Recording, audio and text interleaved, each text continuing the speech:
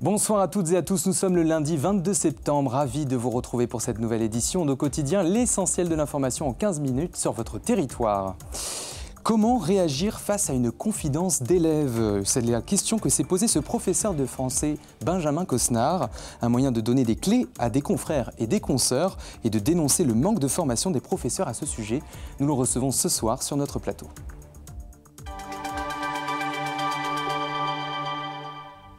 Le drapeau de la Palestine flotte sur le fronton de l'hôtel de ville d'Alon ce lundi.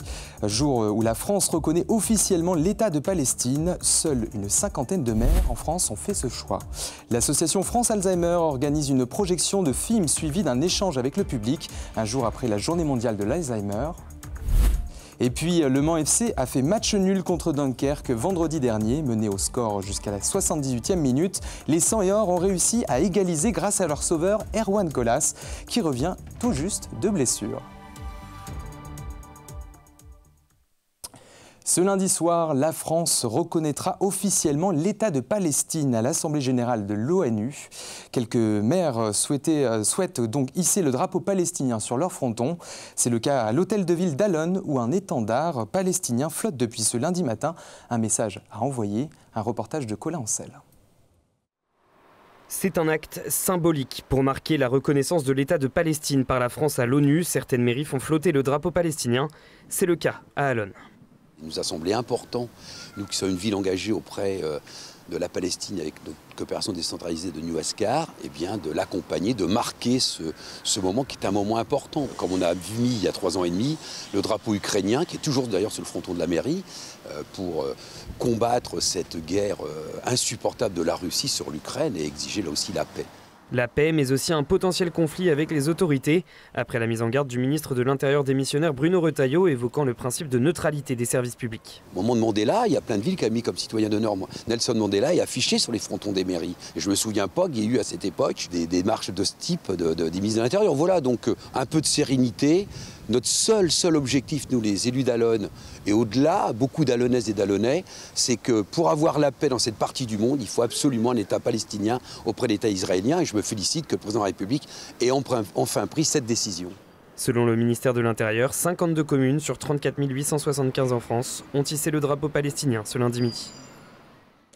Un accident grave impliquant une dame et un tramway est survenu ce dimanche au Mans.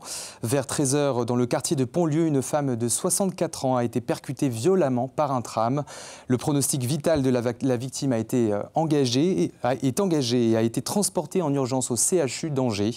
Une enquête est actuellement en cours. Il s'agit du 2e accident de la CETRAM en 4 jours après le déraillement d'un tram au niveau de l'arrêt des Jacobins le jeudi 18 septembre, ne causant aucun blessé. Fabienne Labrette-Ménager, à nouveau candidate au municipal de Fresnay-sur-Sarthe. Maire depuis 2014 à Fresnay, la candidate sortante l'annonce officiellement lors du conseil municipal du 17 septembre et rendue publique sur Facebook vendredi dernier. Elle se représentera aux élections municipales 2026. Une liste de 27 personnes sera constituée et renouvelée, précise l'édile de Fresnay-sur-Sarthe. La construction de logements constitue l'un des projets majeurs qu'elle souhaiterait poursuivre lors de ce nouveau mandat. Ce dimanche, c'était la journée mondiale de l'Alzheimer. En France, cela concerne 1 400 000 personnes, un chiffre qui devrait doubler dans les 20 ans à venir. Alors, l'association France Alzheimer organise des rencontres en Sarthe, comme ce lundi au cinéma Pathé Quinconce. Au programme, une projection de film suivie d'un échange avec le public. Plus de 100 personnes étaient présentes avec beaucoup de questions, notamment sur le diagnostic et la place des aidants tout au long de la maladie. On écoute le président de France Alzheimer Sarthe au micro de Laure Gérard. On estime maintenant qu'il y a à peine 40% des personnes malades qui sont diagnostiquées. Donc si le diagnostic n'est pas posé, l'aidant se dit bah non, c'est peut-être pas ça, donc on ne va pas plus loin. Bon, ceci dit, pour se faire aider, il y a plusieurs entrées. Les premières entrées, c'est le conseil départemental avec toutes les équipes de Sarthe Autonomie. Il y a les plateformes de répit maintenant. Il y a les accueils de jour. Il y a tout le travail que nous on fait, France Alzheimer, dans chaque département, qui prend largement sa part aussi, que le diagnostic soit posé ou pas d'ailleurs.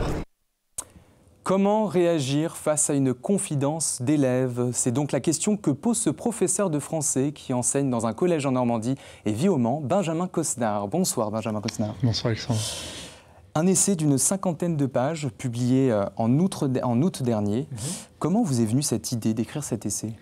Parce que nous n'avons aucun support. Pour l'instant, nous n'avons aucun support et les élèves sont nombreux à nous parler de leurs soucis, à se confier en fin d'heure et les boulettes, les erreurs peuvent être nombreuses si on ne sait pas comment faire.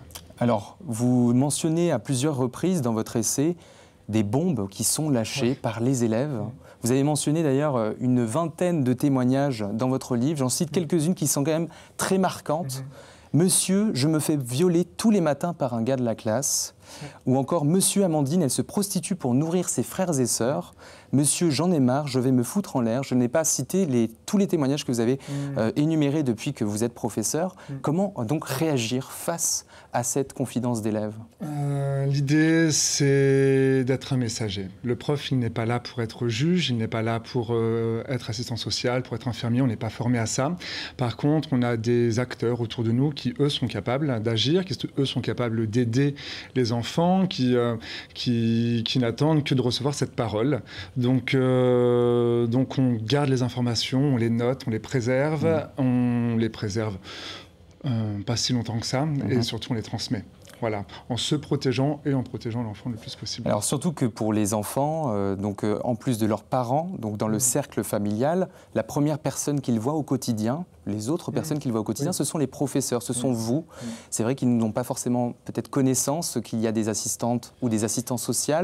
Donc c'est vers vous en fait qu'ils se fient s'ils se sentent en confiance. Mais pour vous, vous n'êtes pas formé à cela. Vous n'êtes pas formé à ces confidences d'élèves auprès de l'éducation nationale aujourd'hui. Non, tout à fait. C'est-à-dire qu'il y a les acteurs en effet qui eux sont formés. Les élèves les connaissent peu ou mal, ou alors n'osent pas forcément aller les voir. Quand on ne croise pas tous les jours l'infirmière ou l'assistante sociale, on ne pense pas forcément aller la voir quand il y a un souci.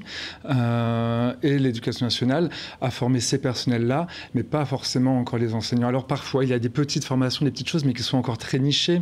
Il y a les protocoles phares où tous les professeurs sont très bien formés pour lutter contre le harcèlement depuis quelques années, et c'est bien, mais ça ne forme que quelques enseignants.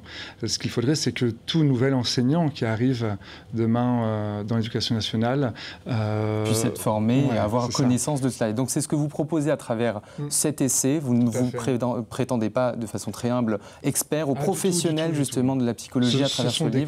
Mais ce sont des clés, mais parce que vous aviez l'expérience et vous l'échangez avec des collègues aujourd'hui. Oui. Et donc, puis, quel est le but de cet essai aujourd'hui concrètement?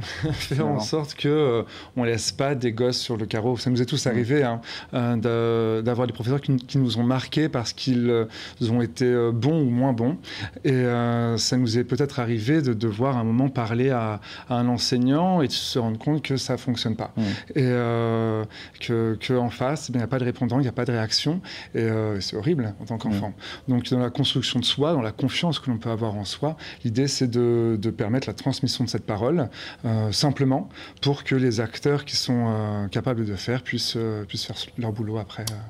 Voilà. Je vous remercie Benjamin Cosnard. Donc c'est un livre à retrouver un essai à retrouver dans toutes les librairies de France, qui est paru donc en août dernier. Et puis c'est surtout aussi important de mentionner qu'il faut aussi se protéger en tant que professeur à travers cette thématique importante. Donc merci Benjamin Cosnard. Donc vous êtes professeur de français en Normandie et vous vivez au Mans. Merci d'être venu sur notre plateau. Merci à vous. Retour sur cette dernière édition des 24 heures camions qui s'est déroulée ce week-end. 80 100 spectateurs étaient présents sur le site du circuit Bugatti tout ce week-end pour assister à la course.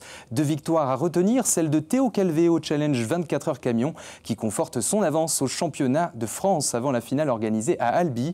Le Sartois Thomas Robineau, quant à lui, arrive 2e. Norbert Kiss, sacré vainqueur du championnat d'Europe FIA ERTC, s'offre le 7e titre continental de sa carrière.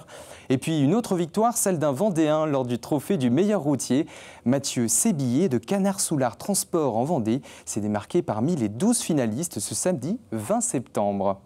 En moto, le CERT s'offre sa 5e victoire au Bol d'Or, mais échappe de peu au titre de champion du monde. Tout s'est joué à un seul point pour l'écurie sartoise ce week-end au Castellet face à la Yamaha Yart numéro 7, sacrée championne du monde 2025 en endurance EWC, grâce à un abandon de la BMW numéro 37 suite à une défaillance moteur. Le Yart a pu se positionner en 2e position lors de la course, lui permettant d'obtenir tous les points pour détenir le titre. Elles aussi étaient à 2 doigts de s'imposer à leur discipline.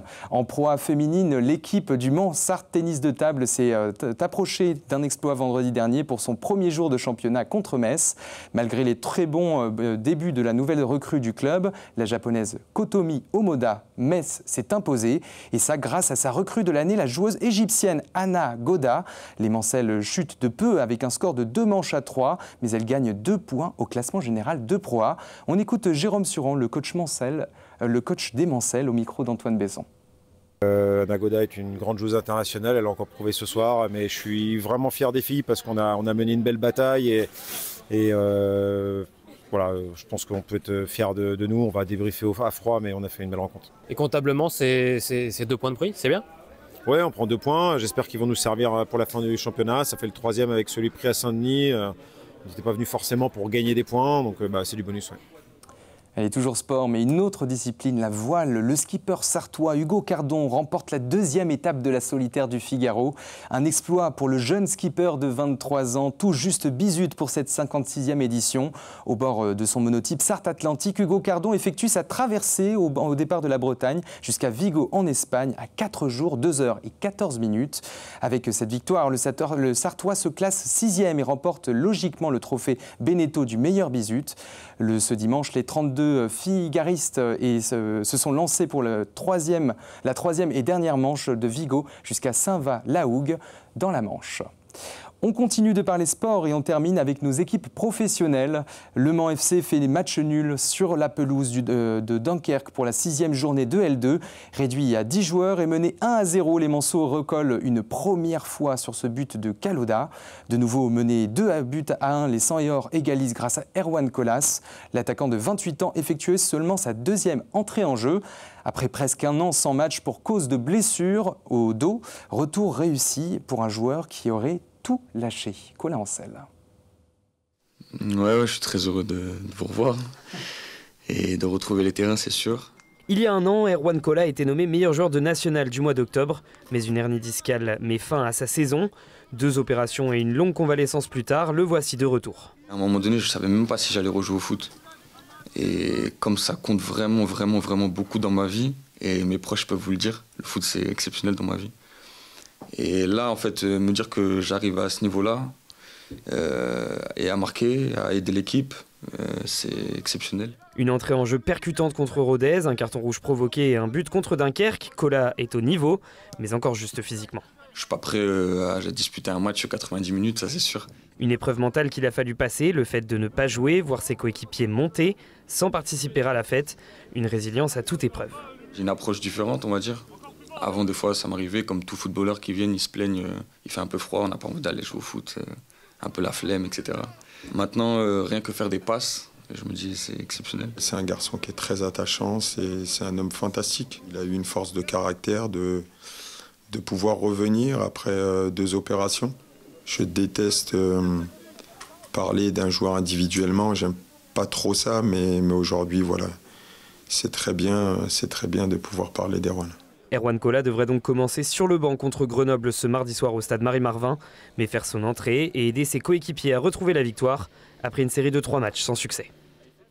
Allez, on poursuit avec une pas très bonne nouvelle, cette fois-ci pour les tangos qui ont eu une défaite ce week-end, la finale notamment ce dimanche lors de la finale de la Supercoupe à Roland-Garros. Le MSB s'incline face à Monaco 104-79. Après leur victoire en demi-finale contre les derniers champions en titre Paris, les basketteurs manceaux n'ont pas fait le poids face aux Monégasques qui dominaient déjà au bout de 10 minutes de jeu avec 14 points d'avance. Seul dans le deuxième quart-temps, l'équipe de Guillaume Vizade arrive à freiner l'avancée à son rival.